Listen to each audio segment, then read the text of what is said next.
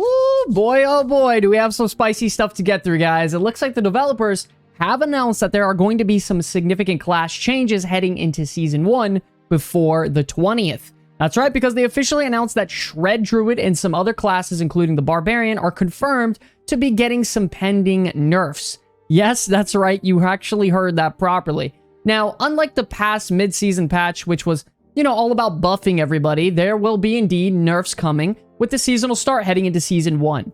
Joe Shelley didn't get into the specifics too much about it, but he did state that we do have to nerf some things, and sometimes we can't always buff all the other things. And the thing is I think we all sort of saw this coming with Rob the Barbarian hitting numbers literally in like the quintillion of damage, and Moxie posting over on Twitter that he's hitting 1.8 billion damage shreds with Werewolf.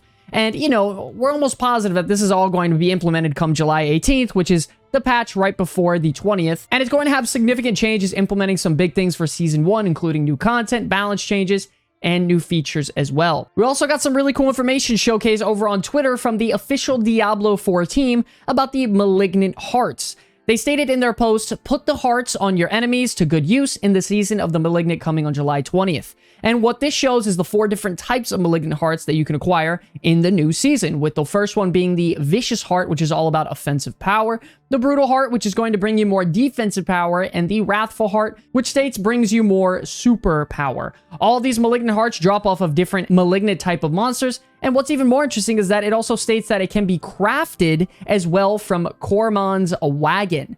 I just want to reiterate that the Malignant Hearts or additional powers that could be socketed into your jewelry to enhance your character's strength. Now similar to Nightmare Sigils, unwanted or unneeded Malignant Hearts can be salvaged into a base material that you can then take and craft into a more, desirable hearts for your character.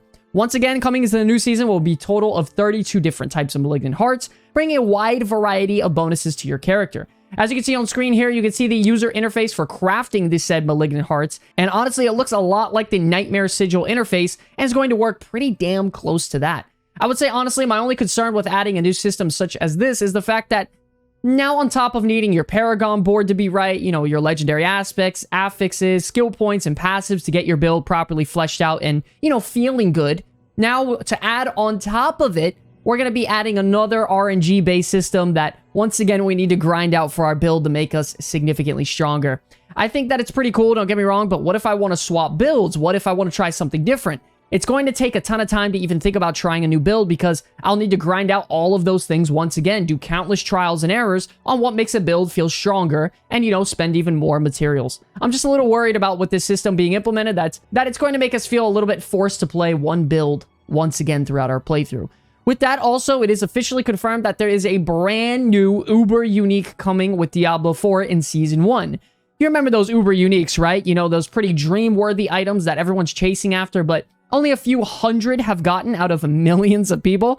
Yes, ladies and gentlemen, those Uber Uniques. Paul Tassi, the senior contributor for Forbes magazine, has officially confirmed over on Twitter that Blizzard has told him there is actually one new Uber Unique coming into Season 1. In addition to this, don't forget there's also 7 new legendary aspects coming to the game, as well as 32 Malignant Hearts being introduced. With that also comes some new information from a developer interview that was not included in the developer update live stream for Season 1, and this also confirms that since the Season of Malignant was being developed alongside Diablo 4's release, it is going to be a much smaller season compared to the other Diablo seasons coming out in the future. That all the content available in Season Malignant will be available on day 1. It's also confirmed that there is going to be a new Nightmare Dungeon rotation a part of each season, which is a really, really good news as well, giving us some really juicy information that we haven't heard about and some confirmations that the community honestly could really use right now considering what's going on. I for sure am very excited to know that Season 1 is definitely a smaller season compared to the future ones, and that leaves me even more excited to see what happens in October with Season 2. Don't forget, this patch on July 18th is going to go over 6 new unique items, as well as the new legendary aspects, which was confirmed by Blizzard. Now, something that's really going to help reset your character with having literally 0 cost is going to be the Scroll of Amnesia coming into Season 1. This is going to allow a full skill and Paragon board reset for your character for absolutely free. This is going to be introduced in the season's journey, and some of the season journey rewards will include legendary aspects, seasonal titles, and a brand new item called the Scroll of Amnesia. When the season launches on the 20th, players will be able to interact with this Scroll of Amnesia once they completed the required season journey objectives, and this is something I'm personally truly excited for because I love having build variety, swapping builds out, trying new things, and I'm sure a lot of you guys do too. So, you know, having the Scroll of Amnesia, the Malignant Heart System seasonal mechanic, and a brand new seasonal journey, I think this is all really good stuff, and it, you know, should keep us very busy for, you know, a few weeks with the season, which comes out in just under a week. Now, we all know that the Diablo 4 community is in a bit of a panic right now with everything going on, and player numbers seem to be temporarily dropping in between seasons, and I guess that's just sort of the nature of Diablo and ARPG games as a whole because, you know, grass grows, birds fly, sun shines, and player population picks up when a new season comes out for an ARPG game, you know? And then after that, they just slowly drop off, and that's just the way of life at this point. But players are also starting to have a little bit of concerns because of all the quality of life features we had in Diablo 3, they just simply seem to be missing from Diablo 4 for some reason. A user over on Reddit posted, "How do we go from Season 28 to Diablo 3 to Diablo 4? Asking how Diablo 3 has all of its quality of life features, established love elements, to Diablo 4 where they seem to just be simply missing. It didn't have 10 years of development like Diablo 3 did. Shouldn't the new, raw Diablo 4 have the beginning of what Diablo 3 had at the end?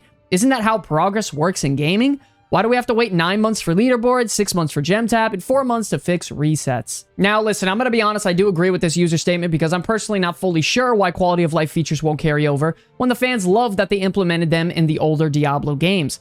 I'm not really sure how they missed the mark on some things being implemented as crucial as these when everyone seemed to have loved them. What do you all think about this? Do you think there's a good reason why there's so many quality of life features missing from Diablo 4 right now?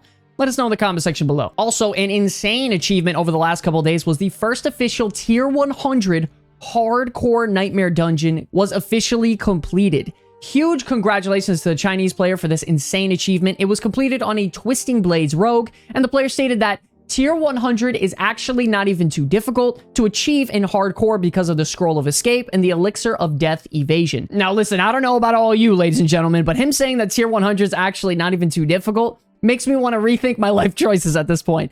I don't know what he has in his Cheerios every morning, but whatever it is, I'm going to be feeding it to my kids in the future to get them prepared for life like this guy.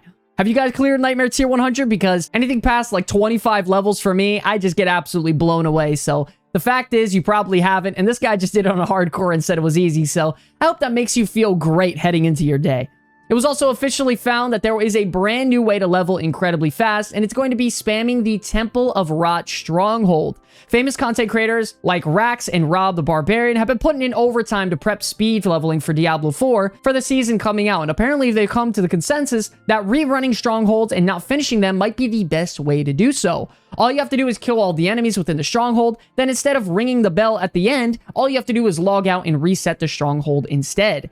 You can see on screen here that all the strongholds are compared with their XP per hour, and that the top 3 are going to be the Temple of Rot, Core Dragoon, and the Alchemist Stronghold. So definitely be sure to check out this graph on the screen here and check out that video. Lastly, to wrap up the video, we have a ton of super upvoted posts over on Reddit that I absolutely had to share with everyone. It was way too tempting, and one of them was this post stating that when you're waiting for the on-death effect to finish so you can grab your loot, and it's just Mike Wazowski standing there with all his barbarian armor on, sitting there waiting. And I know for a fact that we've all been in this situation where the loot is about to drop and we're waiting for the elite mob to die, and you're just waiting for the explosions, and you're just sitting there like waiting for something to happen. It's so annoying, dude. Also, I don't know if any of you have been riding by an event on your mount, and at the very last second, one of the events, you actually get the completion without even killing or attacking one single mob, and you get to loot the chest. It's actually a really great feeling, and they made this meme on it with young Michael Scott right here, and I thought it was freaking hilarious.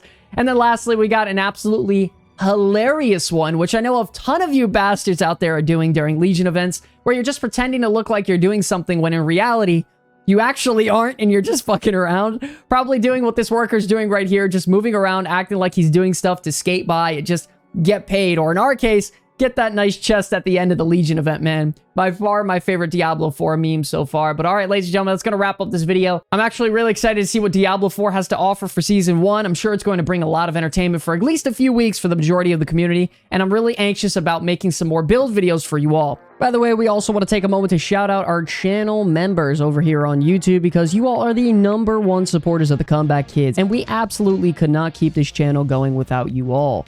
The giveaway for our channel members this month of July is going to be the brand new Razer Kraken V3 Hypersense headset, worth over $130. So if you all are interested in earning exclusive rewards for the Comeback Kids personally, as well as the opportunity of being offered giveaways constantly, click that join button below the video or hit that link in the description to become an official Comeback Kid today and show some support. I want to thank you all so much for watching this video. It's an absolute pleasure to be making content for you all.